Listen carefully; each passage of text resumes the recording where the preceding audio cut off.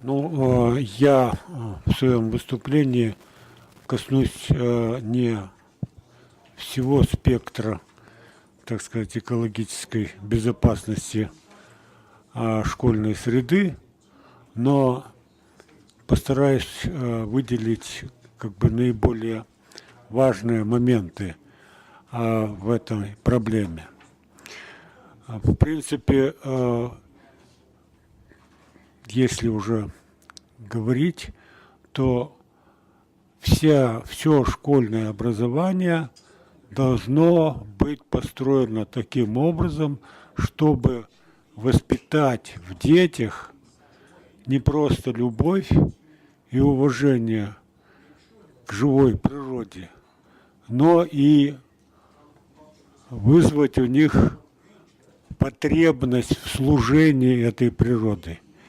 Мы привыкли воображать о себе как о человечестве, что мы являемся господами природы, вообще господами на этой планете. И в этом все наши беды нашей цивилизации. И мы сейчас в шаге от гибели, от катастрофы, которая в конце концов постигнет человечество, причем не слишком через долгое время, а оно непременно постигнет человечество, если оно не изменится кардинальным образом. И именно в том направлении, что оно из господина природы, чем он себя вообразил, этот человек, должен превратиться в преданную слугу природы. И вот в этом именно должно быть одно из основных содержаний воспитания детей в школе. Потому что именно оттуда начинаются вот все те установки, которые в дальнейшем становятся основой поведения людей и поведения всего человечества. Уже в мире постепенно зреет понимание того, что мы уже находимся, положим, на пути к тому, чтобы на Земле уже разрушить последние, так сказать, основы своего существования. А в среднем за несколько сот лет существования современной техногенной цивилизации, то, что мы называем научно-техническим прогрессом, на Земле потеряно для живой природы, в целом на Земле, более 60% территории. Это идет невероятное опустынивание территории Земли. И самое большое опустынивание до 80, до 70 с лишним процентов на как раз в африканской территории, на Ближнем Востоке и так далее. И вот сейчас в мире происходят очень жесткие социальные конфликты, военные конфликты и все прочее. И центры их как раз находятся на этих территориях, где максимально разрушена природа. Вот сейчас вот огромные тучи беженцев появляются. И говорят, что это вот результат там различных войн, различных социальных конфликтов, религиозных конфликтов и прочих всяких вещей. Да, это так, действительно. Но исток, начало, то, что запустило вот эти конфликты, это прежде всего экологические катастрофы, которые переживают вот все те страны, в которых появляются эти конфликты. Это раз. Вот, и нужно это понимать. Мы начинаем бороться с последствиями, и когда видим эти последствия, ищем ближайшую причину. Ближайшая причина, это конфликт социальный, там различные, и религиозные, и все прочее. И вот с этим надо бороться. Нет. Исходное все-таки разрушение среды, не просто среды обитания человека, а разрушение биологических основ существования человека, биосферных основ существования человека. Потому что ничто, кроме естественной природы, естественной среды обитания, не может удержать человека на планете. И вот сейчас тоже идут всякие разговоры, мифы, что вот какие-то инопланетяне прилетают. Или же мы вот скоро станем инопланетянами, заселим Луну, Марс, или же какие-то космолеты изобретем, и там будем жить. Ни черта подобного. Человек, производная, каким бы он там себя не воображал, он все-таки биологическое существо и производное одного типа биосферы, современного типа биосферы, это цветковая биосфера. Если даже биосфера как-то сохранится, но изменит свой тип, как изменила эта биосфера свой тип при переходе от биосферы, поддерживающих динозавров, то была биосфера голосеменных, сфагновых, мхов, лишайников, папоротников, все прочего. Так вот, динозавры, тоже вот этот миф идет, что динозавры вымерли, что там комета врезалась и всякая другая там ерунда. Да, кометы без конца врезались в нашу планету, но это все выдумки. Может быть, комета и ускорила, или астероид, неважно, что там, к чему приписывает. Но перед этим стал происходить процесс смены одного типа. То есть это сами динозавры съели основу своего существования. Вот мы сейчас тоже те самые динозавры, которые съедаем свою основу существования. И если исчезнет или перестроится биосфера цветковая на какой-то другой тип, то нас здесь ничто не спасет. И никакие космолеты, нигде мы нигде не выживем. Ни на Марсе, нигде. Потому что туда надо перетаскивать всю биосферу. Другого просто основания существовать во Вселенной у человека нет. Это я вот просто делаю такое вступление для того, чтобы мы понимали, что главное, чему мы должны научить детей, это вот понимать, от чего зависит вообще существование человечества. И создавая среду благоприятную для жизни школьников, мы должны создавать не просто среду, но и такое мышление, которое должно, так сказать, действовать в том направлении, чтобы эта среда, благоприятная для человека, а соответственно благоприятная для всех живых существ, создавалась в масштабах всей планеты. Короче говоря, главный девиз нашего, так сказать, воспитания, обучения – это научись быть слугой живой природы, дикой природы.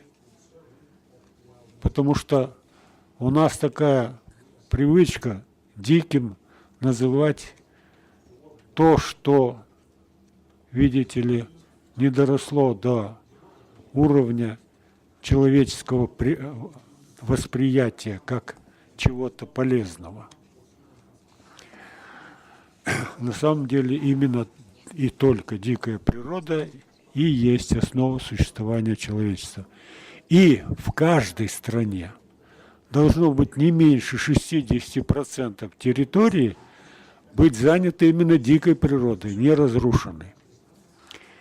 И, может быть, для вас это какая-то новость, а это сейчас новость, наверное, для всех жителей Кыргызстана, это то, что мы уже перешли ту роковую черту за время своей независимости, за четверть века, когда наша природа не поддерживает существование человека.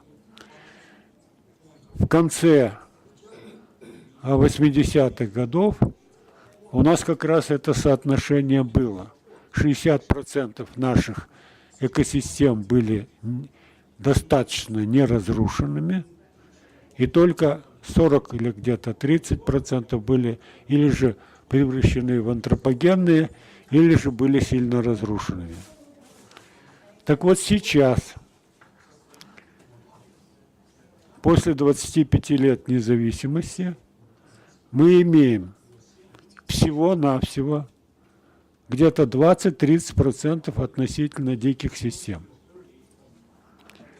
То есть мы потеряли, так сказать, экосистемную основу вообще воспроизводства жизни на территории нашей страны.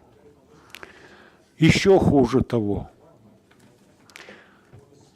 у нас существовало около 20 классов естественных экосистем. Сейчас у нас осталось не больше 30 классов. Мы потеряли не только там территориально, но и по классам, по разнообразию экосистем. А это еще катастрофа в квадрате, потому что разные классы экосистем создают условия существования в разных, так сказать, природных территориях. А наша страна горная, и тут очень контрастные условия существования. И должны быть разные экосистемы, чтобы во всех этих контрастных условиях создавать жизнь. Теперь больше чем наполовине мы не имеем нарушенных экосистем, и оставшиеся неразрушенные экосистемы, около половины, перестали вообще существовать.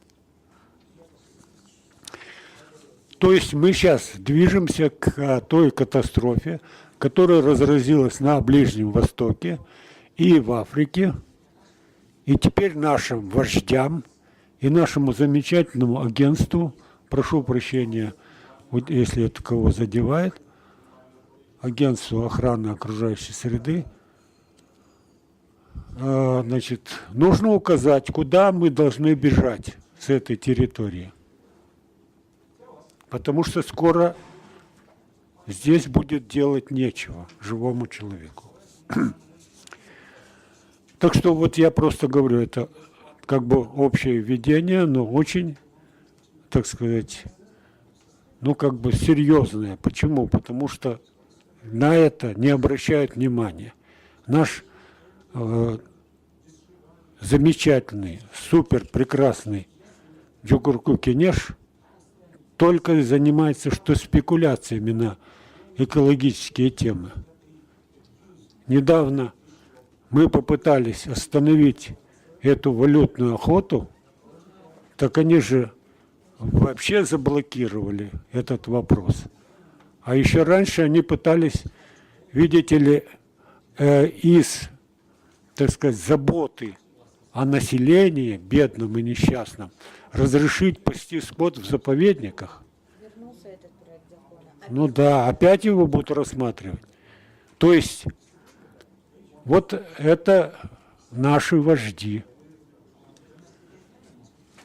И они когда-то учились в школах. И, по-видимому, ничему хорошему не научились.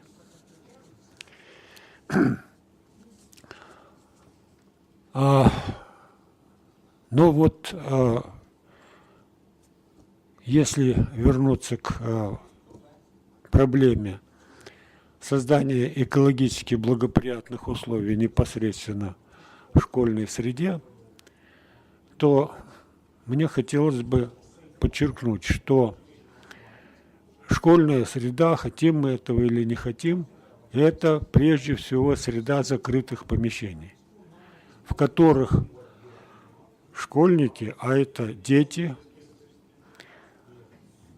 находятся значительную часть времени. И поэтому одной из первых забот должно быть именно создание благоприятных условий в закрытых помещениях, школьных закрытых помещениях. И здесь, нужно сказать, существует масса проблем. А прежде всего, это проблема благоприятной атмосферы.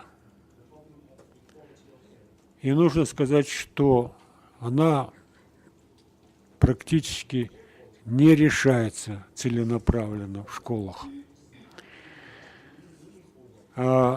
Между тем, здесь очень много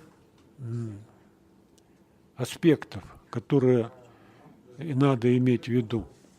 Ну, я не буду тоже слишком много останавливаться на разных вещах, но хотелось бы все-таки, ну, хотя бы просто перечислить, какие тут есть аспекты. Это вот физические аспекты, химические и биологические. Из физических тепловое загрязнение, шумовое, акустическое загрязнение, радиоактивное, электромагнитное, световое, механическое и различные виды запыления. Ну, мы на некоторых из них подробнее остановимся в дальнейшем.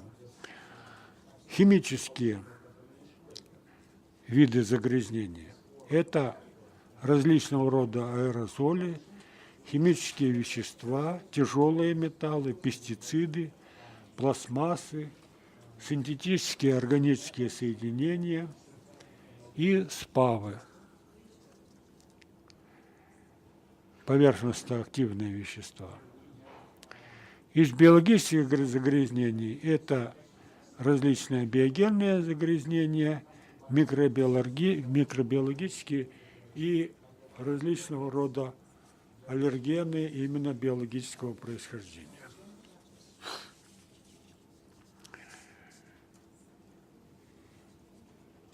Но понятно, что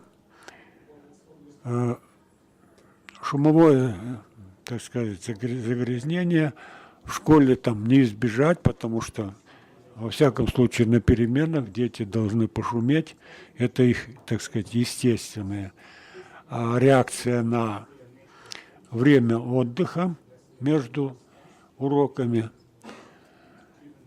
Но одной из задач становится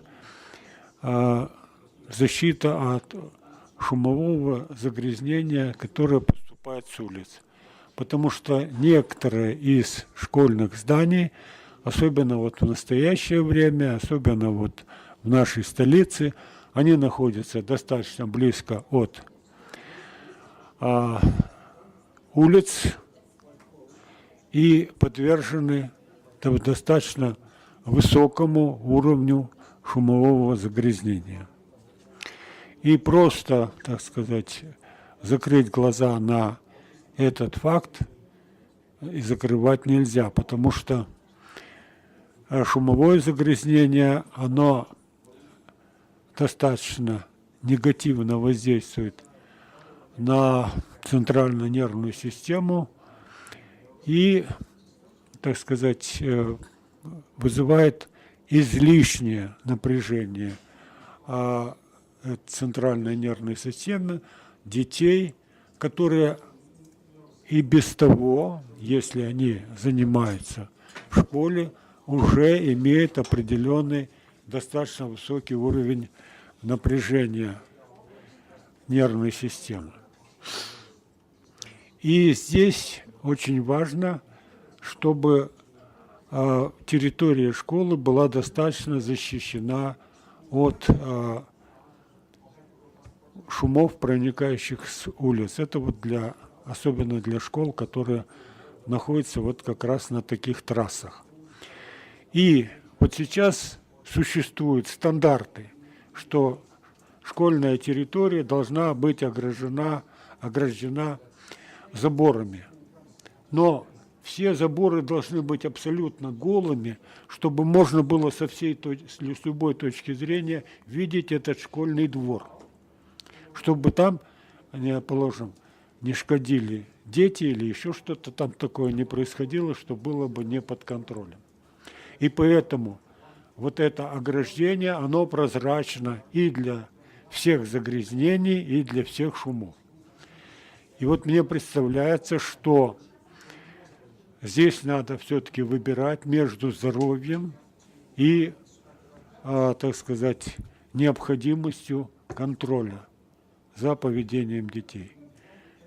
Вот то, зачем собираются наблюдать через эти решетчатые ограждения, оно происходит случайно и вообще очень редко. А то, что происходит в результате того, что это прозрачная стоит стенка для вот этих всякого рода загрязнений и шумов, то это происходит постоянно. И здесь надо все-таки, может быть, выбрать какую-то линию, которая бы хотя бы отчасти снимала или же разрешала как-то частично эту проблему. Ну, например, нужно, положим, на этих решетках делать вьющиеся растения хотя бы. Ну, а если уж так хочется, чтобы кто-то мог еще созерцать все это дело, делать там небольшие, так сказать, отдушины, окошечки, через которые все-таки можно было бы видеть. Но абсолютно такую голую стенку это нельзя делать. И должны быть ограждения добавлены обязательно в ограждениями из кустарников. Потому что кустарники – это очень хорошие шумопоглотители и пылеуловители. Поэтому это тоже должно быть введено в стандарт ограждения школ. И если тоже кустарники где-то кому-то что-то заслоняют, то там можно часть их убрать, делать как окошечки. Но ни в коем случае не полностью удалять эти кустарники. Кроме того, необходимо, чтобы в школьных помещениях по возможности, были тоже размещены различные растения. Это тоже в известной мере шумопоглотители, и одновременно они улучшают, так сказать, воздушную среду. Но об этом мы будем говорить попозже. Существует достаточно много различных способов. Кроме того, один из способов – это соответствующее покрытие и, так сказать, для пола и для стен. У нас совершенно не обращают внимание на то, что очень часто в внутренних помещениях повышенный радиоактивный фон. И как будто бы мы должны к этому достаточно спокойно относиться, с какой стати внутри помещения будет повышенный радиоактивный фон. Радиоактивный фон, он повышен и зачастую как раз из-за строительных материалов. Очень многие строительные материалы содержат, так сказать, вещества, содержащие радиоактивные, так сказать, если сказать не породы, а радиоактивные части, потому что сама республика в целом достаточно высоко радиоактивна. В свое время проверяли радиоактивность помещений в Мейлысу, вы знаете, наверное, и там даже в некоторых школьных помещениях на 20% уровень радиоактивности был выше, чем в окружающей местности. То же самое на Иссык-Куле. На южном побережье тоже в нескольких пунктах была проверено школьное помещение и другие здания. Там тоже обнаружена повышенная радиоактивность, но в частности в окрестностях Каджисая. И это не случайно, потому что в некоторых случаях из этих хвостохранилищ и хранилищ различных использовались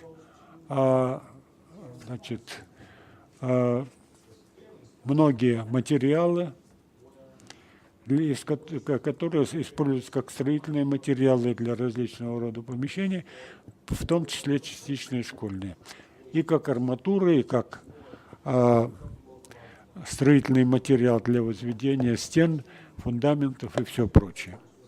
То есть уже на стадии строительства может появиться вот такая опасность. А с ней бороться практически бесполезно. Поэтому надо это делать профилактически. С самого начала проверять все строительные материалы на повышенную радиацию. Вот в целом ряде школ города Бишкек и некоторых других городов в свое время, еще в советское время, проводились исследования на тепловое загрязнение.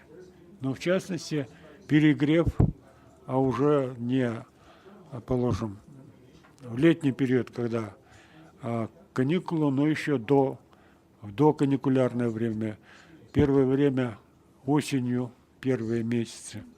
И было обнаружено, что в некоторых школах, особенно южная сторона помещений, была очень сильно перегрета, выше всяких стандартов. Это особенно для тех школ, которые строились по образцам, так сказать, хрущевских новостроек из бетонных панелей, из бетонных таких вот стенок и все прочее.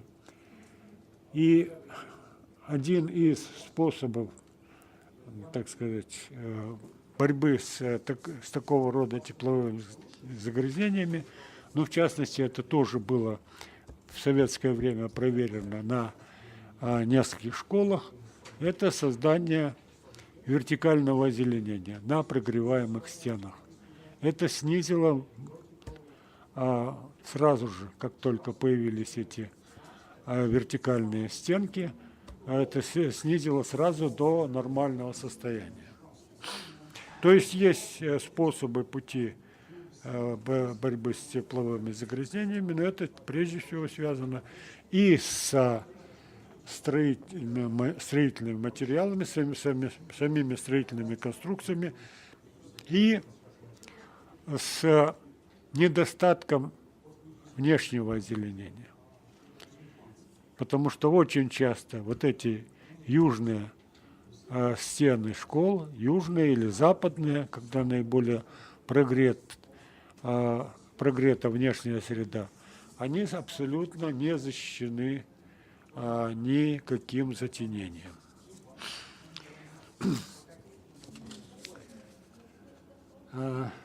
Я уже не говорю о том, что многие из, так сказать, строений школьных, как и вообще жилых строений, они совершенно не, так сказать, по строительным нормам совершенно не соответствуют нашим климатическим условиям.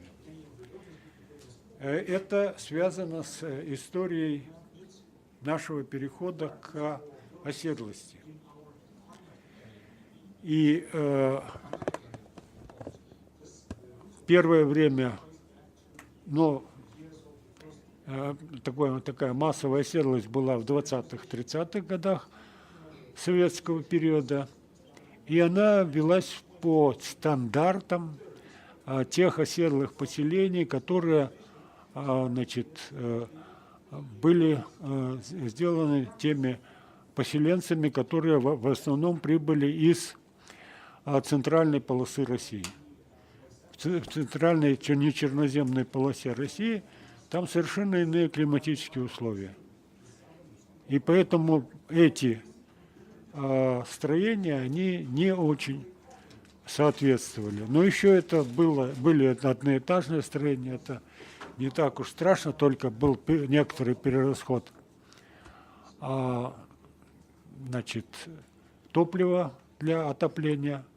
Но в дальнейшем, уже в более поздние времена, когда стали строить многоэтажные строения, они строились по тем стандартам, которые также пришли из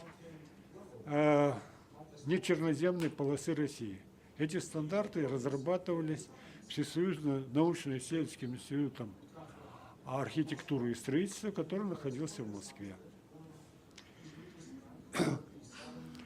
И вот поэтому зачастую и то, что подходило для нечерноземной полосы России, здесь создавало определенные условия, потому что жесткий, слишком сухой, слишком контрастный, а летом слишком жаркий климат, он делал иногда в этих помещениях, создавал достаточно невыносимые условия.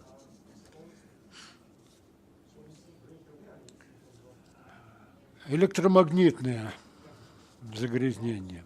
Электромагнитное загрязнение, оно в прежние времена оно не было столь существенно, как сейчас.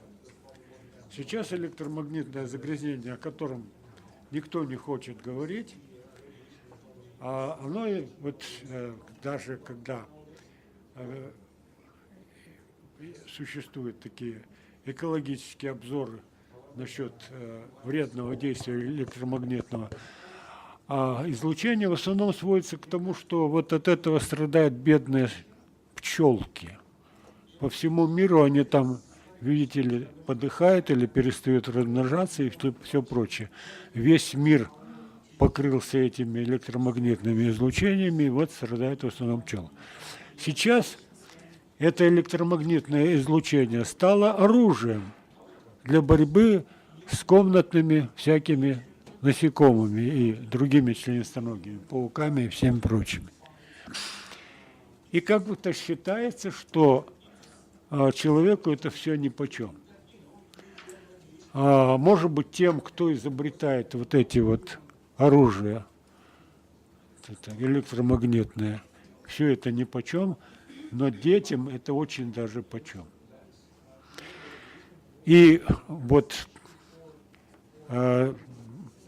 опять же, ни законодатели, ни наши политики, ни наши там экономисты не принимают в расчет вот то, что это иногда приносит непоправимый ущерб именно детям, особенно детям, положим, младшего школьного возраста. Иногда это приводит к довольно тяжелым нервным заболеваниям, расстройствам. Вот как раз формирующаяся нервная система, она наиболее уязвима для вот такого рода излучений. Сейчас, я не знаю, как вы, я, например, когда хожу по улицам или по каким-то учреждениям, иногда чувствую, что у меня просто аж свербит в ушах, потому что там стоят всякие наблюдательные системы или какие-то системы, передающие какие-то сигналы и все прочее. И, по-видимому, какая-то часть моей нервной системы к этому достаточно чувствительна. Хотя я, вообще-то говоря, уже мало чувствителен к внешнему воздействию. Вот.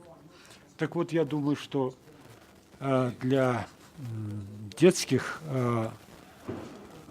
организмов это очень разрушительные воздействия. И с этим тоже надо бороться. Ну, вы знаете прекрасно, что сейчас дети пользуются различного рода электронными устройствами и так далее. Это, с одной стороны, конечно, их, так сказать, дезорганизует и отвлекает их внимание, но другой аспект – это то, что это разрушает именно их среду и воздействует на них именно физиологически крайне негативно. Поэтому с этим тоже надо определенным образом бороться и по возможности все-таки добиваться, чтобы вот эти все электронные приборы, которые привыкли таскать сейчас, все от мала до велика, были выключены на время, так сказать, общего нахождения в различного рода помещениях. Я вот недавно перестал преподавать в Академии управления, но когда я там преподавал, я, среди всего прочего, заставлял своих слушателей выключать все свои электронные приборы. И если вдруг у кого-то что-то зазвонит, не дай бог, я требовал, чтобы они покидали помещение. Вот. В общем-то, сначала они возмущались, потом привыкли. Это, оказывается, не смертельно. Некоторое время посидеть без этого. Выключила? Молодец.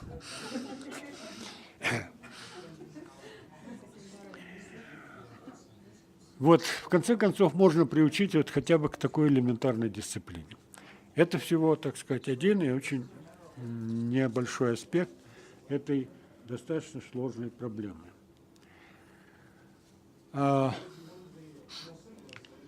Ну, еще один момент, на котором я хотел остановиться, это то, что, ну, во всяком случае, строения прежних лет имели крышу, сделанную из, шифера. Вот шифер один из таких опаснейших загрязнителей окружающей среды, который опасен прежде всего для дыхательных путей. И поэтому это не просто пыль, а это такая пыль, которая может приводить к целому букету самых разнообразных заболеваний, особенно для детей, потому что у них дыхательные пути очень короткие. Так что вот самые безобидные из тех загрязнений, которые есть в школьной среде физические, вы видите, имеют целый спектр очень неприятных последствий. Химические загрязнения. Но о них можно очень много говорить, и о химических, вот в отличие от физических, говорят все-таки более, так сказать, часто и более подробно. Но вот мне хотелось бы остановиться на некоторых аспектах, на которые не обращают достаточного внимания. Ну, прежде всего, это тяжелые металлы. И вот как будто бы школьная среда от этих тяжелых металлов защищена. Ничего подобного. Как вы себе, наверное, представляете или просто уже знаете по своему опыту, в школах, используются строительные материалы, которые достаточно дешевые. А, как правило, дешевые материалы, они с точки зрения химической безопасности наиболее вредные. То есть за дешевые материалы мы платим самым дорогим нашим здоровьем. а еще более дорогим – это здоровьем наших детей. Так вот, недавние, так сказать, проверки показали, что значительная часть строительных материалов, они, значит, используют ингредиенты, которые достаточно опасны для здоровья человека, особенно в закрытых помещениях. Школьное помещение – это и есть закрытое помещение, потому что там, так сказать, испарения из этих строительных материалов, так сказать, накапливаются. Проветриваемость там очень низкая и так далее. Ну вот особенно эти тяжелые металлы, но тяжелые металлы, они включены во многие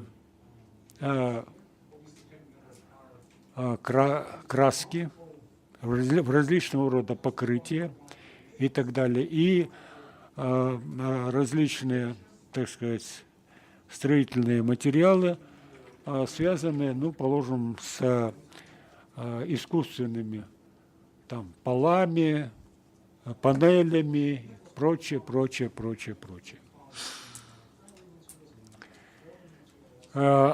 И вот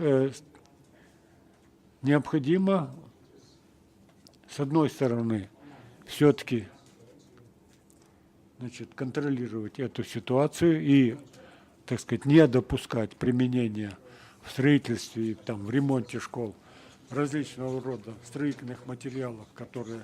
И уже существует целый список этих строительных материалов. Вот эти списки нужно знать и нужно проверять на наличие этих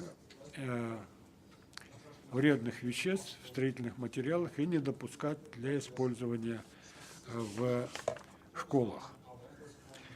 Ну, а уже практически все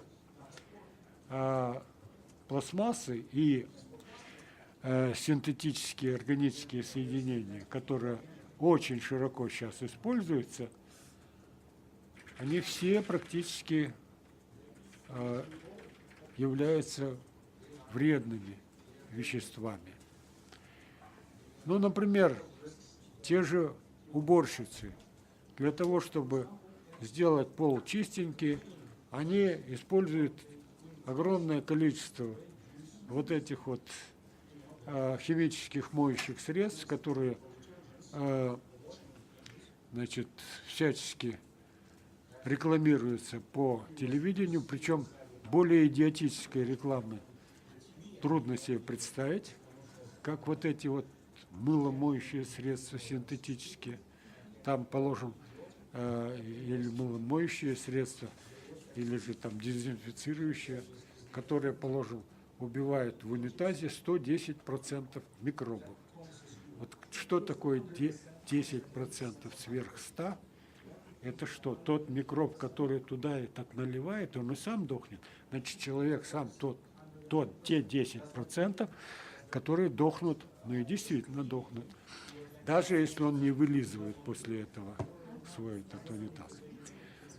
Потому что это вообще, ну, просто полное безумие. Убивать микробов в унитазе. Но этим, так сказать, занимается и считается это, положим, правилом. Все химические средства, так сказать, которые используются для вот этой чистоты, они чрезвычайно, и моющие средства, они чрезвычайно опасны и для человека, и для окружающей среды. Особенно, вот опять же, для детей. И 1 килограмм, положим, стиральных порошков делает непригодным для жизни, для вообще поддержания и для питья там, и так далее, вот около 100 литров воды. И причем в природе они разлагаются более 20 лет. То есть идет только накопление, безумное накопление вот этого,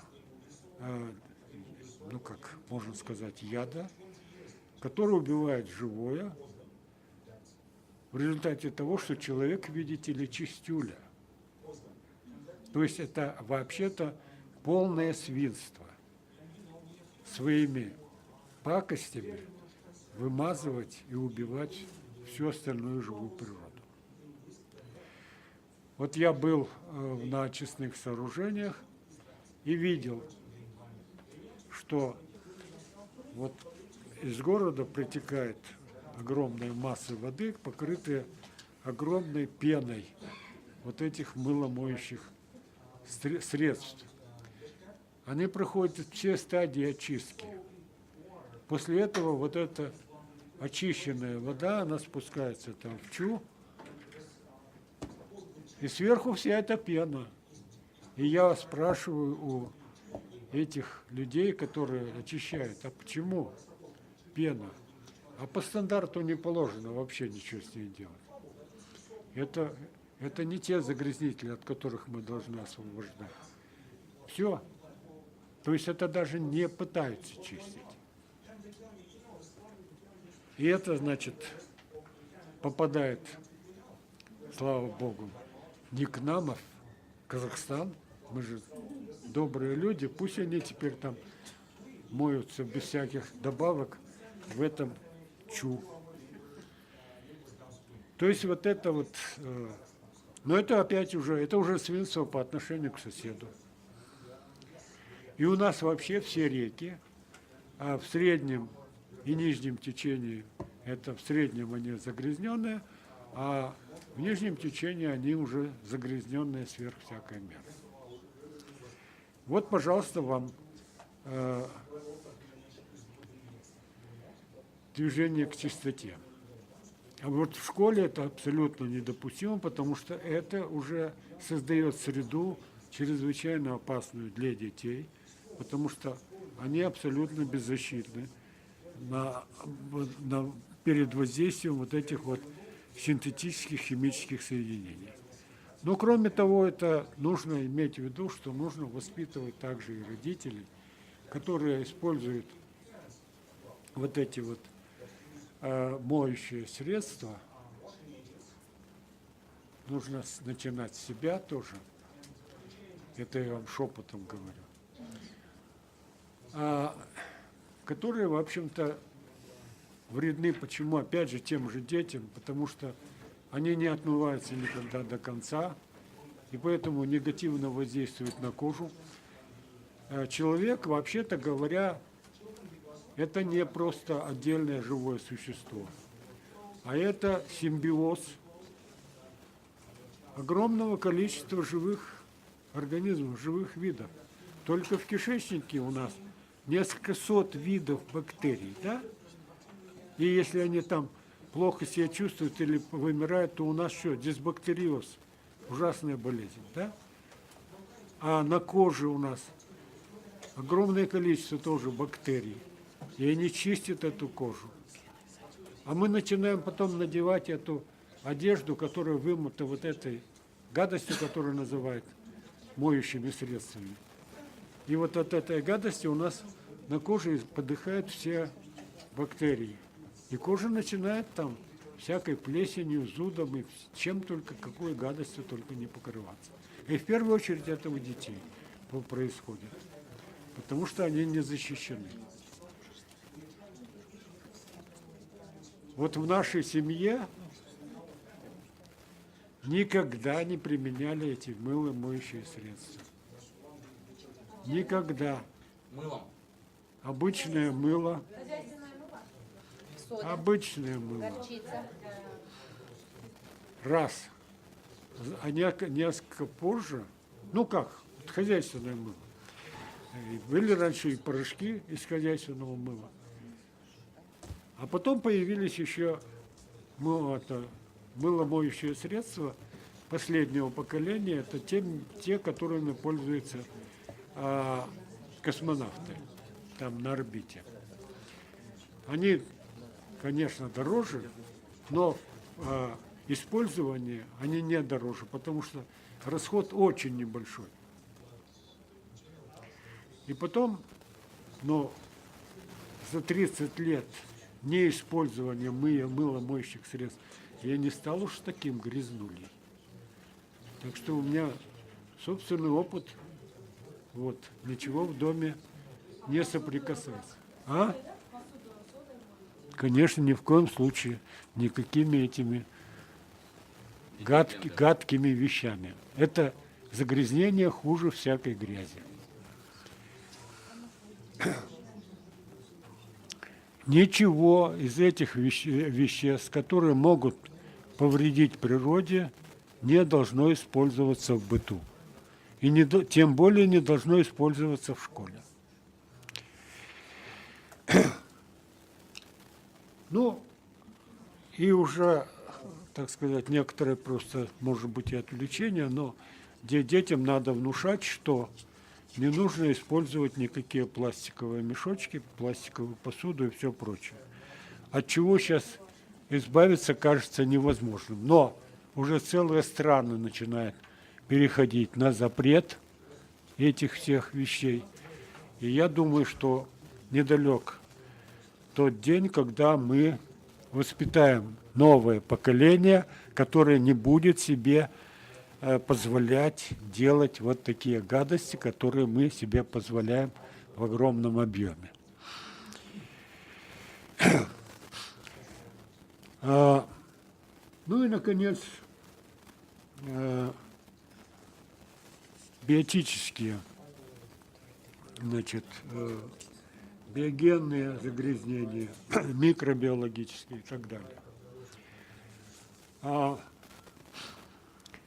Значит, вам, конечно, тоже это известно и понятно, и знакомо, то, что школа из-за того, что там, так сказать, скопление и на достаточно длительное время происходит скопление детей, которые могут где-то вне школы подхватить какую-нибудь заразную болезнь, то школа может становиться рассадником этой болезни, потому что вот как раз они могут заносить различные вот эти загрязнения в виде микробов разнообразных и так далее.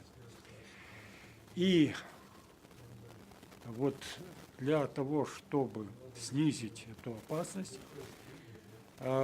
мы должны прежде всего воспитывать детей, чтобы они, если они, там, положим, кашляют или чихают, обязательно носили соответствующие повязки и так далее. И если это достаточно далеко заходит, чтобы они все-таки лучше откашлялись где-то дома, посидели, а не носили это в школу.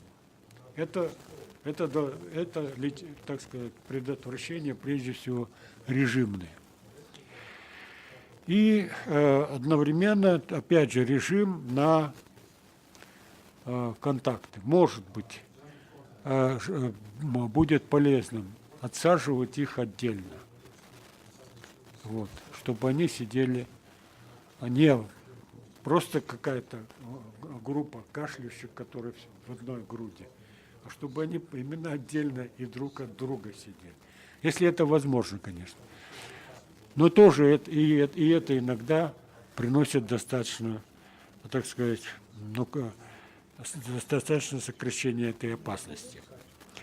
Но самое главное, что предотвращает вот этого рода, не предотвращает, а снижает, и причем существенно, вот такого рода обмен патогенами.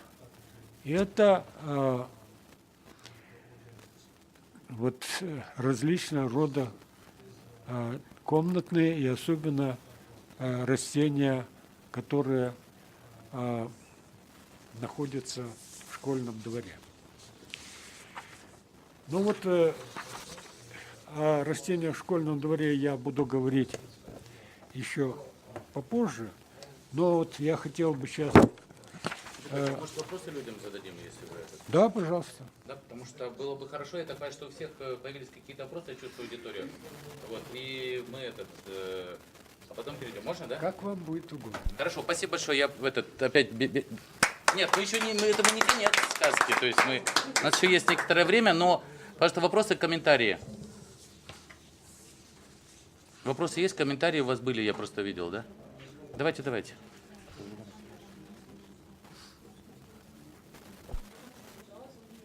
Ну хорошо, его же надо услышать. Телефон. А. Коллеги, у кого какие вопросы сейчас, или даем дальше? То есть комментарии, вопросы по тому, что рассказал Эмиль Джапарович. Чем себя защищать? Все понятно. Эмиль Джапарович, пожалуйста, только нажмите на кнопку. У меня вопрос вот по поводу теплового загрязнения. Тепловое загрязнение, вы имеете в виду повышенная температура, да? Вот разъяснение дайте, пожалуйста. У меня такой короткий вопрос. Это высокая температура? Да, высокая температура. Эмиль Джапарович, по поводу озеленения, получается, для того, чтобы вьющиеся растения, так скажем, росли на заборе, есть какие-то виды растений, рекомендации, которые вот вы могли бы дать? А сейчас растения будут тогда? Я перейду к ним. Про тепловой вам ответили? Да. Хорошо, все, тогда, Эмиль Джапарович, тогда переходим дальше, да? Эмиль Джапарович, и как-то этот уже... Все, закругляюсь. Нет, рассказывать про растения имеется в виду, ну, чтобы вопросы были. А то вы все рассказали миру, а у людей вопросов нет, и как-то напрягает. И что, я виноват, что вопросов? Ну вот я не знаю, кто виноват, Эмиль Джапарович. Я задумался про это. Можно? Нужно. А то, видите, Какого? мы уже тут Нужно. это... Эмиль Джапарович, спасибо за презентацию. В общем, вот недавно из Казахстана приехал к нам врач-терапевт, и он говорит, что вот в нашей стране, именно в Кыргызстане, тяжелая вода. Почему? Почему он этот говорит? Потому что к врачу приехали многие люди, и больные, особенно почками. И Можно только слово не тяжелое, вы просто а жесткое, потому что тяжелое это дейтерий. Жестко. У нас действительно горные озера, у нас много магния, Эмиль Джапарович. Можно я вскочу уже? Это проще будет. А вы только, извините, вы представляете, потому что, чтобы Эмиль Джапаровичу было понятно, кто откуда вот, ну. я Назгуль Карасартова из университета Арабаева. Потом врач говорит, что у нас вот, в общем, он сделал такой вывод, что у нас вот вода нехорошая, потом то, что почки больные у многих, потом опухли много у нас. Вот от этого, да, из этого он сделал такой вывод. И как вы смотрите на это? Так, первая статистика, можно, Эмиль Джапарович? Статистика по опухолям врачу неизвестна. Потому что у нас закрытая статистика, я сам занимался дипломными работами, не надо мне рассказывать про врача из России, который знает про нашу статистику по онкологии. Вот, поэтому это метафизик. Или в Казахстане. Коллеги, ну... Так, а про воду пусть Эмиль Джапарович расскажет. Я про воду расскажу так. Значит, говорить, что у нас жесткая вода, это говорить это о средней температуре по больнице. На самом деле у нас очень разнообразный весь спектр от самой мягкой воды до самой жесткой. Только в самом Бишкеке у нас по меньшей мере 4 варианта воды, от самой такой хорошей, вкусной и содержащей серебро до очень жесткой, противной, вонючей и все прочее. Это все, я говорю про водопроводную воду. Я об этом сначала узнал от зубных врачей. Вот, они даже собирались такое исследование проводить. Это не только на почках отражается, но и на этих зубах.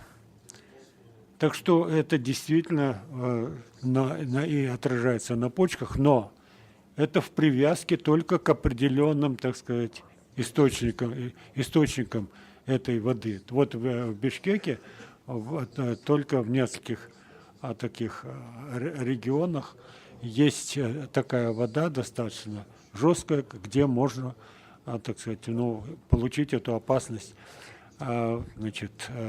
заболевания почек. Так что, говорить про весь Кыргызстан – это некоторое, так сказать, упрощение ситуации. А теперь вот что. Значит, Вот этот вопрос все-таки нельзя обходить, это действительно существует этот вопрос, но нужно постараться. Вот дело в том, что я пытался с этим вопросом разобраться в масштабах города, и оказалось, что даже вот те, которые занимаются у нас водопроводной сетью, у нас же, кроме воды, которая поступает с гор, у нас около 20 скважин по всему городу. И ни один из этих деятелей водопроводной сети не смог толком рассказать, откуда, куда поступать. Настолько сейчас все перепутано. Вот. Существуют, да, эти регионы, но и должно быть участки. Это уже не они установили, а зубные врачи. Вот. Скажи, что мы в хорошем регионе находимся. Вот здесь вода хорошая. Ну ладно, чуть-чуть же мы знаем, Эмиль, не так уже не знаем. Самая лучшая вода – это на правительственной Ну, резиденции. сюда вверх, Да, да. там самая хорошая вода. Не, ну И- здесь тоже пойдет. Нет, и здесь тоже хорошо. Вот, в принципе, но вот я хочу сравнить, с европейской частью проводились вот эти сравнения с городами европейской части и с городами Кыргызстана. Вот, это не совсем открытое исследование, но вывод был такой, что ни один город европейской части по чистоте воды не может сравниться с Кыргызстаном. Вот и все.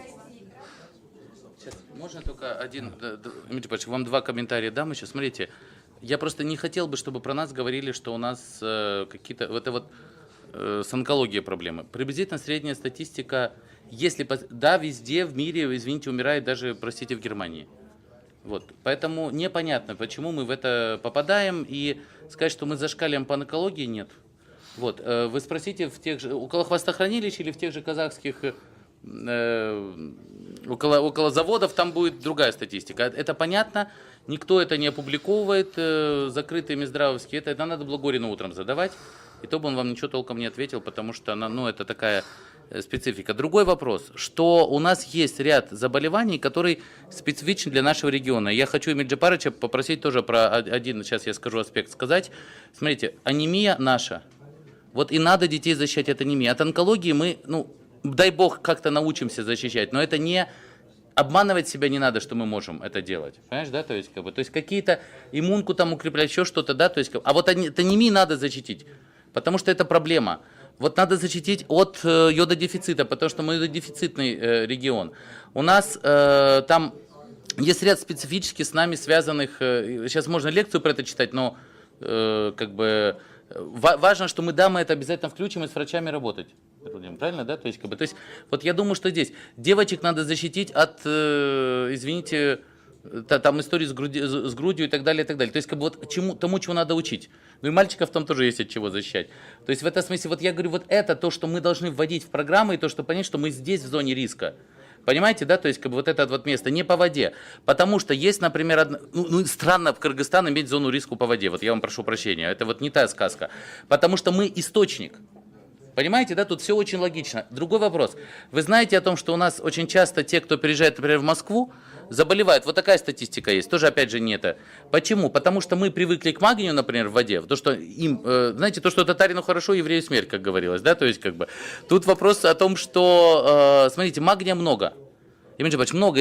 Опять же, очень понятно, горы, молодые, все выходит, все очень, вот учите географию, да, то есть экологию. Понимаете, да, то есть, а там нет, она мягкая.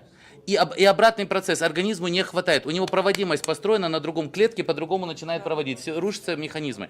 Поэтому тут, смотри, какой адаптогенез.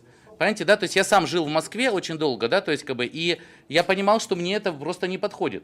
Я просто чувствую, да, я ее пью, да, вот вы знаете, что если ее пьешь, ты, там не бутилированную, и хотя бутилированную, то есть минералов не хватает. Понимаете, поэтому говорить, почки у вас потому что, да может быть просто, извините, это инфекции.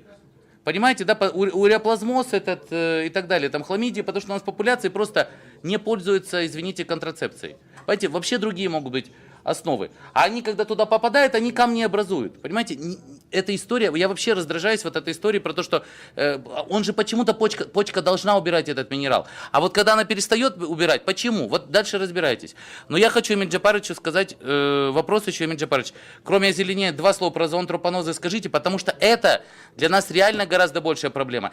Испокон веку Казахстан, Кыргызстан — это чумные регионы. Малярия, лепидоспироз, толеремия, чума, я прошу прощения, это все наши, Эмиль Джапарович. Вот и про это кто защищает детей от того, чтобы он не шарахался в эти зоны? Да, понятно, Бишкек, в Чуйской долине этих очагов, слава богу, нет, но очаги-то есть. У нас есть очаги этих злостных этих инфекций. И вот надо вот от этого защищать. Про сибирскую язву бесконечно газеты пишут. А извините, вы вот мне рассказываете, а туберкулез, когда к нам приехали финны, у них 3 случая туберкулеза. Они в обмороке. Вот в таком, понимаете, а у нас? Вы статистику, вот вы мне раки. Вот про туберкулез, если мы можем встретить, не дай бог в маршрутке, я боюсь своего ребенка пускать, потому что каждый раз в тех школах, которые у нас есть, там бесконечно эти, причем с открытой формой. Господи Иисусе, понимаете, да вот это надо защищать. Кто их выбирает? Они ходят на занятия. Потому что стипендиата сократили, родители не понимают про это ничего, школа говорит, ну, чихает. А то, что он еще вот этот разносчик этой всей прелести, эти 3 случая, они тревогу бьют, а у нас это зашкаливает за 1000, понимаете, да, то есть поэтому здесь надо про гепатиты, про которые нам тут спокойно рассказывают, доказать, на юге гепатиты в школах и так далее. Алло, вот это от этого мы и должны защищать. Вот вся система, что мы от этого должны построить такую систему, чтобы этого просто не было. Я не хочу, чтобы мой ребенок притащил гепатит. Не надо, понимаете, да, то есть вот это то, что почему мы и строим этот проект. Эмиль Джапарович, расскажи.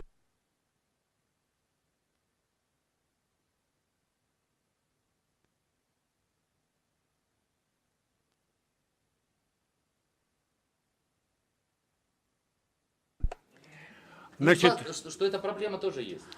ну, по зоонтропонозам у нас, ну, как бы, целый букет зоонтропонозов существует на территории всего Кыргызстана. И вот Что это такое, Эмиль Джапарович? Народ спрашивает. зоонтропонозы – это природно-очаговые заболевания, значит, которые распространяются благодаря, положим, диким животным. И птица. Ну, птицы тоже животные. И клещи тоже животные. Хорошо, Эмиль Джапарович, я не знал, что вы так масштабно смотрите. И, Я понял. и людям. И люди. Все, я понял, Эмиль Джапарович, я масштаб не понял. Но я скажу только о городе. Вот в нашем городе, я просто для начала скажу, с некоторого времени живет белка. И вот эти все бабушки там, которые там по Дзержинке, по Молодой гвардии водят своих внучиков, ах, белочка, ах, красавица, и вот они ее кормят, прикармливают, умиляются и все прочее. Ну, во-первых, белка – это чуждый вид для Кыргызстана в целом, для Тяньшаня вообще. Они заведены из казахстанских сосновых боров, это белка-телеутка, и завезены как охотничий вид, и они в город были завезены в 80-м году, в 80-х годах, и именно представителями наших властей, потому что они где-то там в России увидели таких белочек в каком-то городе, и очень умилились и затащили сюда. Хотя вот я ужасно с ними ругался, но бесполезно.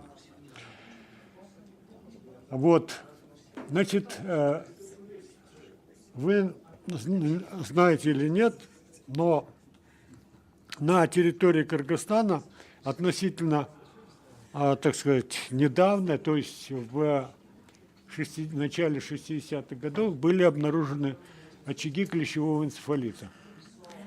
Вот. От чего надо защищать, понимаете? Кто И с клещами обходиться? каким-то случайным образом, в кавычках, эти очаги появились после того, как сюда была завезена вот эта белка-телеутка. Именно вот выпустили в Чонки-Мине. В 60-х годах я был в первой экспедиции, я был зоологом экспедиции, которая специально поехала изучать этот очаг клещевого энцефалита, собственно говоря, было неизвестно, очаг там, не очаг и так далее. Поехали изучать. Вот. И один из первых штаммов вот этого вируса клещевого энцефалита был получен из клеща, который присосался за моим ухом. Хотя для того, чтобы посеять в питательную среду, требуется 10 клещей, как минимум, из них делают суспензию и потом, значит, выращивают этот штамм. Вот как раз эти врачи, которые у меня этого клеща вытащили из-за уха, они специально только одного этого клеща туда поместили, вот питательный раствор, вот это, суспензию его. А потом в городе позвали меня к себе в лабораторию и говорят, вот теперь смотрите, что с вами было бы. И показали мне мышку белую, которая там наполовину была парализована. Вот у нее задняя часть вся была парализована. Вот. То есть он не успел просто впрыснуть мне вот этот вирус. Так вот, то есть я непосредственно был как раз участником экспедиции, которая обнаружила первый очаг клещевого энцефалита. И в то время не было известно никаких очагов клещевого энцефалита больше нигде, кроме как вот в Чонкимине. Потом они стали появляться везде, в других еловых лесах, и в Иссык-Кульской области, и в Нарынской области, эти очаги. Везде, где расселялась белка, везде появлялись эти очаги. Потому что белка – это один из важнейших прокормителей вот этого иксодового клеща, который и есть носитель или распространитель вот этого вируса клещевого энцефалита. Теперь вот эти бабушки, мамочки, которые кормят этих чудесных белочек, они своих внучиков и детишек ставят перед страшной угрозой. Даже если их вылечат после заражения, они инвалидами останутся на всю жизнь, потому что клещевой энцефалит поражает центральную нервную систему.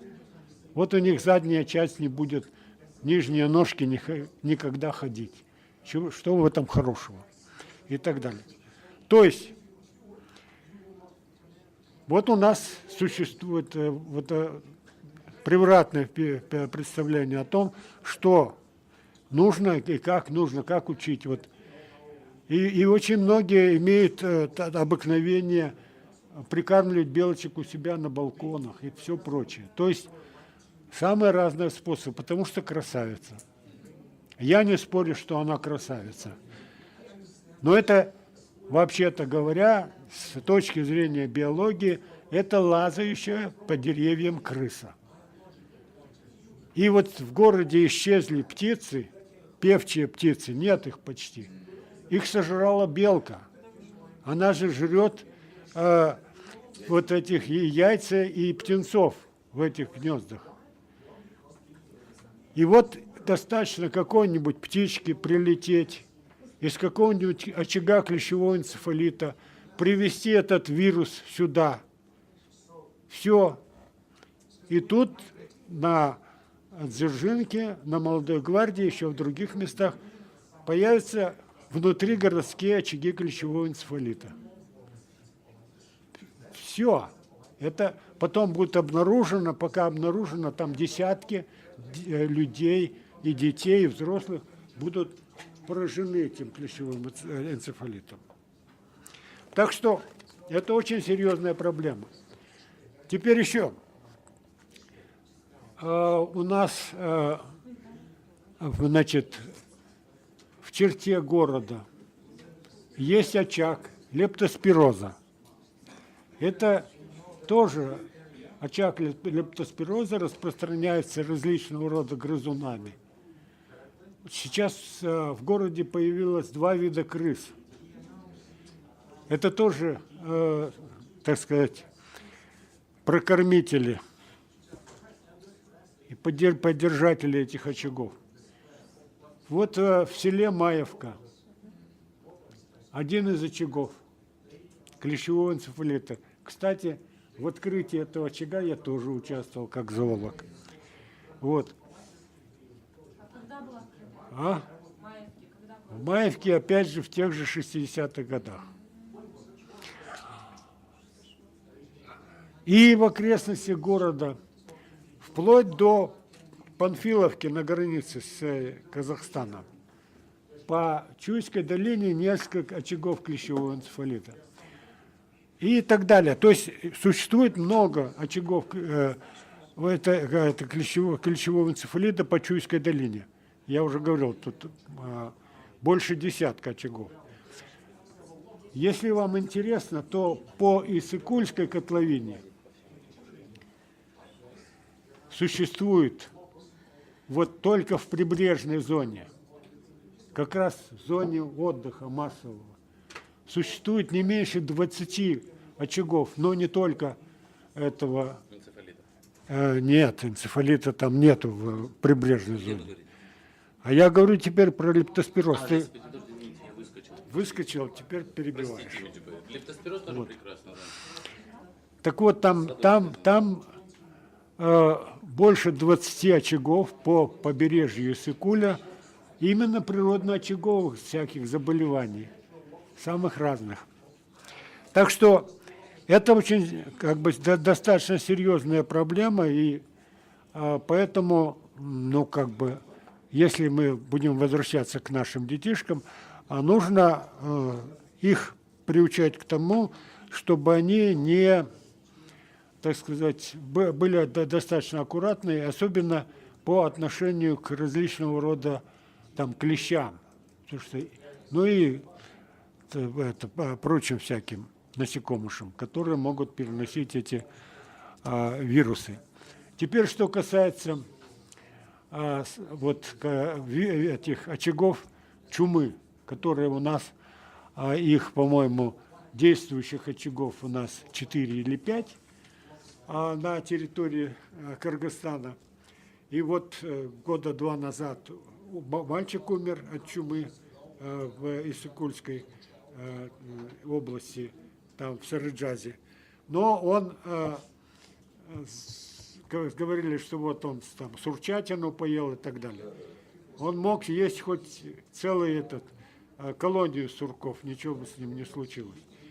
Он играл с собакой, а на собаке были как раз клещи с этих сурков. И вот именно с этих, то есть блохи. И вот от этих блох, скорее всего, он заразился. То есть мы говорим о том, что надо приучать к другим моделям поведения. То есть, например, на рыне надо не играть с собаками, потому что эхинококоз. Потому что кормят сырым мясом. То есть простые вещи, которые мы, несомненно, должны вводить как информацию. Но где про это кто говорит? Как оно, все какие-то мифы, домыслы. То, как ее зовут, Цурикапа какая-нибудь живет, то еще чего-нибудь ребенка съела. А на самом деле очень понятно, что действительно там... Ты не очень точно говоришь. В Нарыне и везде по Кыргызстану надо запретить кормить собак сырым мясом. То есть вот эти все внутренности выбрасываются собакам, и все это и пошло дело. Этот эхинококок будет распространяться. Вот. Потом, вот у меня в Нарыне были родственники, и там целая семья вымерла. Вот от этого. Вот они какой-то той сделали, и все. После той они все вымерли от этого эхинококоса. Коллеги, почему это страшно? Но это именно изменение стандартов поведения, да, Эмиль Джапарович, я согласен, что, то есть, с одной стороны, не кормите, с другой стороны, не возюкайтесь, с третьей стороны, то-то, то-то. Мы когда-то разрабатывали модель поведения вокруг хвостохранилищ. где не надо работать с... Ну, вот, есть потенциал радиоактивного загрязнения. Людей переселить не могут, государство не берет на себя это, значит, людям надо как-то выживать. Но, что мы понимаем, чтобы там выживать, нужно менять модели поведения. Например, вот очень простая вещь, не нюхать цветочки. То есть такой простой момент, да, то есть ни в коем случае, то есть как бы не нюхать цветы. Второе, ни в коем случае не ешь бульоны и там мясо по-другому там центрально, то есть потому что около костей собирается, в бульон выходит этот, что там, стронций, ну и там, в зависимости от того, где там что, понимаете, да? И наука 21 века позволяет это делать. Вопрос в другом. Вопрос в том, что кто про это знает. Да, то есть как бы, ну, человек 5, 10, 20, 30 в стране, да, это должна быть, ну, как бы, общедоступная информация. Как понять, что вода грязная, как понять, что это, как кто-то, и какие-то модели поведения. Поэтому одна из элементов – это изменение систем поведения и информирования. Да, Эмиль Джапарович? Поэтому вот почему я хотел просто, чтобы на этом аспекте нашего проекта тоже сосредоточились. Понятно, что психологические угрозы, там, еще что-то, но этот момент, чтобы, дай бог, чтобы они были здоровые и живые, вот в прямом смысле этого слова. Понимаете, да? Спасибо.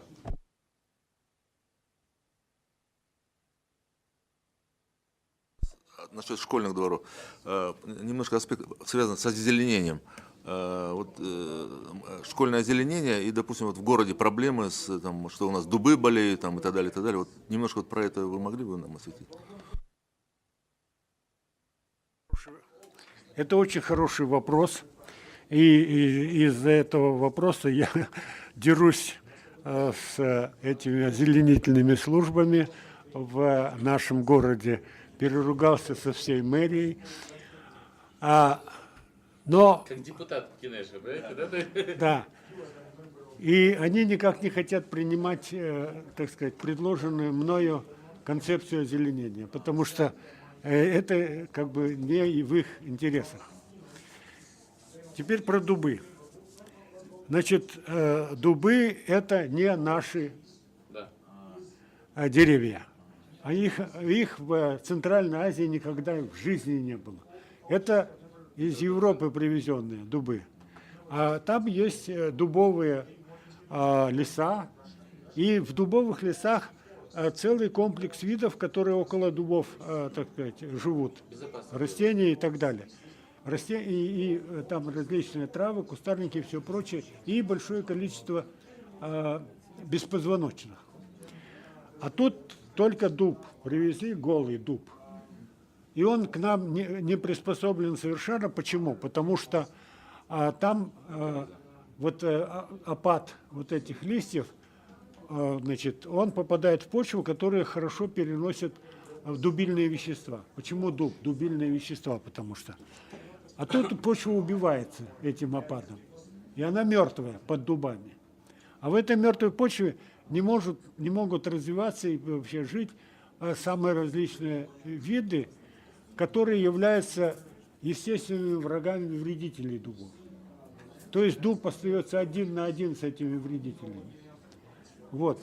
И я предложил, чтобы, значит, вот наши озеленители не сажали просто голые деревья, а сажали бы самые разнообразные сопроводительные, значит, кустарники, травы и так далее, чтобы было где жить этим вредителям, не вредителям, а врагам вот этих вот вредителей.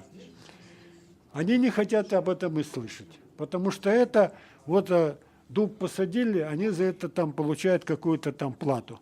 А если они сажают травы, которые они называют сорняки, вот, а кусты, они только те, которые стригут. А чтобы там не стричь, это не интересно. То есть они подходят к этому по-деловому, не экологически. И у нас поэтому в городе сейчас не только дубы страдают. У нас страдают теперь все деревья. У нас огромное количество вредителей появилось. И они сейчас, значит, будут впрыскивать в деревья яды. Да. И потратят только на вот эти вот уколы, потратят больше 5 миллионов сомов. А город сейчас потерял зелени в 10 раз больше, чем до периода независимости. То есть за период независимости мы потеряли, у нас озеленение в 10 раз уменьшилось. Вот. И они сейчас, положим, пригласили из Москвы одного идиота, архитектора. Ну и прошу прощения, просто потому по-другому не могу. Вот. И он там, глав архитектуре, он там говорил, что вот у меня такое впечатление, что в Бишкеке слишком загущены эти посадки деревьев. И что нужно вырубать эти деревья на больших пространствах, чтобы делать площадки, чтобы эти дети бегали и там гоняли этих дроны, вот эти, понимаете? Им будут, вот где будет развлекаться с этими дронами. Но это что не идиот, что ли? И подлец. Вот. Потому что вот такие вот вещи он там несет по телевизору. Вот. И все. И они говорят, он крупный специалист. Да он не крупный специалист, а крупный аферист. И они крупные аферисты, и вообще. Я тут начну ругаться. Не надо. Вот. И еще. Вот они сейчас обрубают все деревья и так далее, что вот они все аварийные. Да, аварийные. Потому что 2 года назад одно дерево упало, убило одного человека. Вот последний штормовой ветер уронил одно дерево и поранил какую-то девочку. За это время, значит, совершенно не считающиеся аварийными автомобили убили несколько, по меньшей мере, 500 горожан. Из них около 20-30 детей, да? И никто не говорит, что им надо отрывать колеса, да? А этих, значит, руки обрубать этим водителям, да? Нет, никто же не говорит. Они что, не аварийные, да? То есть это просто вот такая вот, подлая игра. Они, по-видимому, делают лесозаготовки в городе. Вот. Потому что рубят все подряд. А на самом деле мне не трудно пройти по любой улице и посмотреть по этим. Они уже больше 1000, нет, 2-3 тысяч вырубили деревьев под видом аварийных. А теперь пройдите по любой улице и увидите там десятки аварийных деревьев. Просто десятки, они их не трогают совершенно. Потому что они никому не нужны. Вот. То есть на самом деле это у них просто повод для того, чтобы рубить. И так далее. То есть это все вот очень нехорошая история. Но ты мне дашь сказать пару слов о школьном озеленении? Давайте, извините. Ну, счастье это же было. Давайте похлопаем, Мирджапарович. Я же вижу улыбки на лицах, Мирджапарович. Да. Ну вот я просто хочу, так сказать, чтобы можно было что сказать школьникам, для чего, вот, положим, идет вот озеленение. И это на основании как раз школьного озеленения. Вот. И еще один момент. Вот этот московский специалист, в кавычках, говорил, что вот слишком загущено. На самом деле нормальный микроклимат и нормальное, так сказать, воздействие на среду создают именно сомкнутые массивы. Не отдельно торчащие деревья, а именно сомкнутые массивы. Вот. И, значит, поэтому и, положим, в школьных дворах должны быть участки с группами деревьев, не просто по всей территории понатыканы отдельные деревья.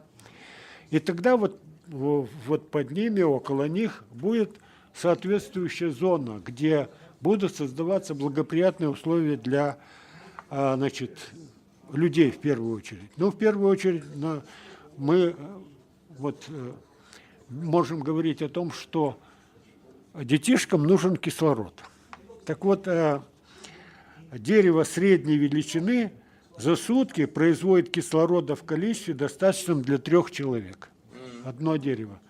столько, сколько выдыхает 3 человека, которым нужно вдохнуть этот кислород. А гектар древонасаждения за день поглощает 220-280 килограмм углекислого газа. Вот. А выделяет он 180-200 килограмм кислорода. Кто еще в городе может так снабжать кислородом, как, кроме деревьев? Никто. И вот насчет увлажнения, насчет того, чтобы бороться с пылью. Вот это разнотравие. Вот разнотравие, которое вот эти же озеленители называют сорняками, и они вот их косят, выкашивают. Хотя это на самом деле вот эти сорняки, они только на, положим, пшеничном поле, чтобы не забирать питательные вещества у какого-то растения, из которого собирают урожай. Какой они урожай собираются делать в городе, чтобы выкашивать ради этого вот эти вот все сорняки? Они дураки и вредители. Вот. Так вот, один квадратный метр разнотравья испаряет до 200 грамм воды в час. Какие еще опылители, вот эти вот фонтаны, вот такую работу могут проделать по всему городу. Вот. А рядом с газоном в летний день на высоте роста человека температура воздуха на 2-3 градуса ниже. Вот. И настолько же, в 2-3 раза ниже запыленность. То есть они поглощают и пыль в значительной мере. Собственно говоря, понятно, раз влажность увеличена, значит и есть поглощение пыли. На 1 гектар лиственных деревьев задерживает в год до 100 тонн пыли. А наш город страшно запыленный. С гор его не видно под этой шапкой пыли. Так вот, всего один гектар. Это 1 гектар – это 1 квартал. Вот он поглощает до 100 тонн. Но у нас сейчас квартал выражен весь. Вот. Полоса древонасаждений снижает уровень автомобильных выбросов на 7-35%. На 35%. Это автомобильные выбросы. Больше трети, около трети выбросов очищаются. А над парком количество взвешенных частиц снижается на 40%. А уровень ультрафиолетового излучения повышается на 20%. Есть смысл сажать парки? Или там надо делать площадки для дронов?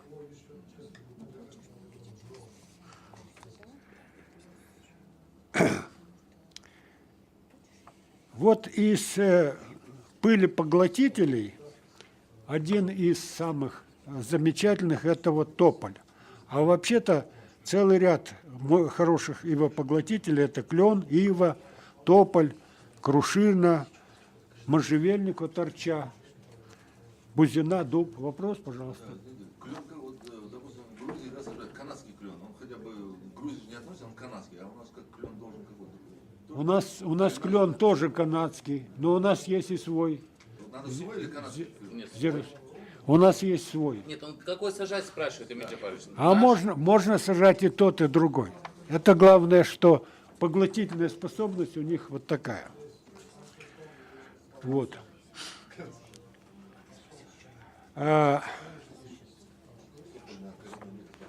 Теперь вот загазованность. Это в первую очередь, опять же, тополь, липа, сирень, жимолость, ясень. А в меньшей степени это карагач, черемуха и клен. А вот я уже говорил про болезнетворных бактерий. Вот в городе их в 10 раз выше, чем в окрестностях города. Вот. И, значит, самой лучшей защитой от болезнетворных бактерий является именно тополь. Он выделяет фитонциды приблизительно в 60 раз больше, чем любые другие деревья. А у нас тополь перестали сажать. И они причем на каком основании перестали сажать? Они мне сказали, тополя нельзя сажать, потому что они дают пух, а это пух аллергоген и так далее, и для дыхательных путей вреден. Я говорю, вы все должны быть уволены из органов, озеленения. Вы абсолютно некомпетентный, безграмотный народ. Тополя – двудомное растение. Там есть мужские и женские растения.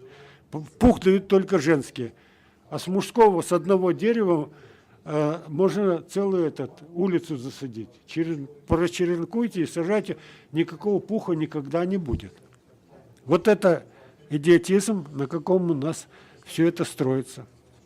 Мне пух, видите ли, не нравится. Вот.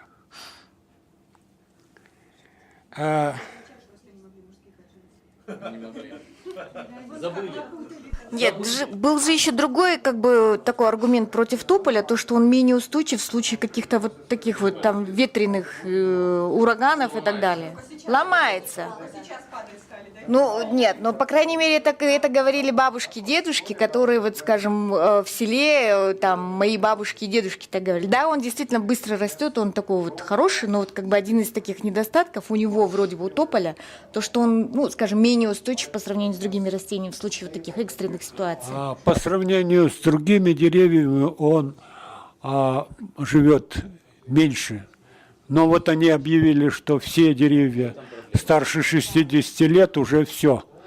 Подлежат уничтожению. Это все вранье. Тополь меньше других живет, но он доживает до 200 лет. И они говорили, что вот 60 лет уже выше всякого предела для тополя. У нас в городе есть аллея, которая была посажена в начале войны. Ей больше 70 лет. Больше где-то 72-73 года. Вот. И абсолютно здоровые деревья. И никогда никакой ветер их там не снесет. Это вот они доводят эти тополя и деревья до такого состояния, или не поливают, или начинают их, так сказать, в бетон, в асфальт загонять и так далее. То есть они делают, у них отнимают опору, корни их губят. Вот и все. Вот и поэтому они и падают. А что? Вот надо предложить этих работников, озеленителей и вот этих их начальников взять их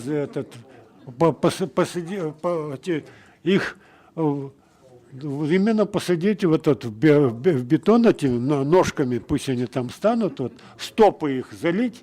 Сколько они простоят? Они до 60 лет не достоят.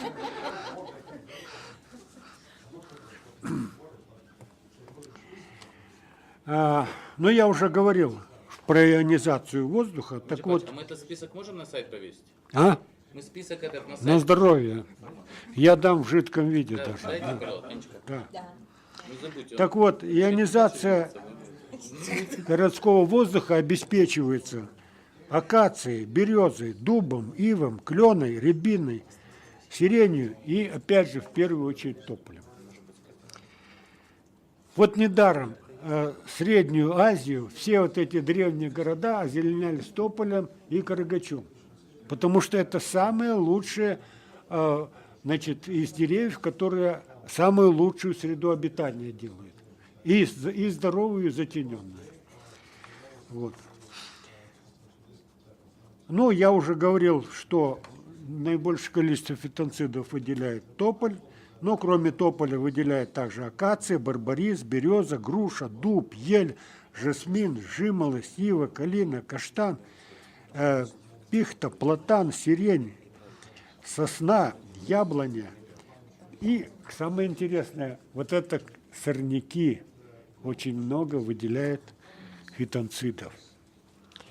И лианы, о которых я вам говорил, вот эти лианы надо очень в большом количестве именно на школах, развешивать по всем стенам и по всем заборам. А для лиан годятся у нас очень многие виды. Это и хмель, и дикий виноград. А вообще вот временные лианы, это всякие вьюнки, прочее, множество. Есть множество самых разнообразных этих вот лиан. И они просто замечательны. Ну, взять плетистую розу. Это же роскошные такие целые стены плетистой розы заделайте. Это же и аромат, и, пожалуйста, все что угодно. Ну, в общем, Ура! без озеленения нет жизни на земле. Можно. Давайте похлопаем. Ну, правда хорошо. Скажите мне. Да. Только нажми, пожалуйста. Да. У меня вопрос связан с разницей между хвойными и лиственными деревьями. Вот какими лучше озеленять, вот, допустим, те же школьные учреждения? Надо озеленять и теми, и другими. Про хвойные вам я сейчас хочу сказать отдельно. Да. А вот есть такая манера, опять же, у тех же озеленителей, вот прям под моим окном, чтобы меня, значит, это порадовать, они посадили ель, причем полномерную, вот, и чтобы я каждый день любовался на нее. Я там чуть ли не плююсь, потому что это неправильно, это издевательство над елью. Ель одна не растение, а это должно быть не меньше 6 или 10 елей, это тогда одно растение. Потому что вот у 6 елей или 10 елей микориза растет на корнях и делает доступны вот эти все питательные вещества из почвы. А вот эта ель чуть вырастет, если потребуется значительно больше питательных веществ, а не откуда брать, потому что микориза на одном корне не растет. И нужно как минимум 6-10 деревьев. И вот они поэтому должны расти группами, вот эти вот ели. И многие хвойные тоже так же живут. Что касается лиственных растений, вот у лиственных растений очень высокий спектр, вот я сколько говорил. И я думаю, что надо как раз вот подходить, вот я опять же возвращаюсь к школьному озеленению, чтобы было как можно большее разнообразие. 3 яруса лиственных деревьев там или каких. 3 яруса верхние, 3 яруса средние, 3 яруса нижние. Чтобы они там все были представлены. Потому что это делает большое разнообразие условий существования. И 3 яруса кустарников, и 3 яруса трав. Все должно быть как можно больше ярусов. Потому что нужно не отдельные деревья, отдельные кусты, отдельные цветочки, а надо создавать сообщество. Вот это сообщество и будет наиболее устойчивое и полезно для детей. Как здорово. Спасибо.